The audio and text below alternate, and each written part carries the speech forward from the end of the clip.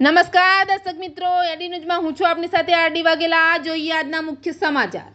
Ankleshwar national highway પરથી પશુઓની ગેરકાયદેસર હેરાફેરી કરતા ઝડપાયા। અંકલેશ્વર રૂરલ પોલીસે નેશનલ હાઈવે નંબર 48 પરથી ટ્રકમાં ગેરકાયદેસર રીતે ભેંસ ભરી લઈ જતા બે ઇસમોની અટકાયત કરી 17 ભેંસો મુક્ત કરાવી ગેરકાયદેસરની કાર્યવાહી હાથ ધરી છે। અંકલેશ્વર તાલુકાના જીતાલી ગામ ખાતે રહેતા સચિન ઉપાધ્યાયને માહિતી મળી હતી કે કેટલાક શખ્સો ટ્રકમાં ગેરકાયદેસર રીતે બસોની હેરાફેરી કરી રહ્યા છે। આ અંગેની જાણ તેઓએ અંકલેશ્વર રૂરલ પોલીસને કરી હતી, જેના પગલે રૂરલ પોલીસે નેશનલ હાઈવે નંબર 48 પર નવજીવન હોટલ નજીક વોચ ગોઠવી હતી। આ દરમિયાન ટ્રક આવતા તેને અટકાવી તપાસ કરતા અંદરથી કુર્તાપૂર્વક બાંધેલ હાલતમાં ભેંસો મળી આવી હતી।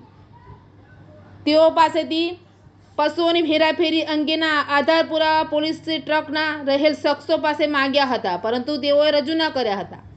આ મામલામાં પોલીસે 17 ભેંસો મુક્ત કરાવી ભરૂચના કહાન ગામના એઝાન હુસેન યાકુબ ધારિયા અને વડોદરાના વલણ ગામના શકીલ યાકુબ ભગતની ધરપકડ કરી હતી। પોલીસે આ મામલામાં એક આરોપીને વોન્ટેડ જાહેર કર્યો હતો।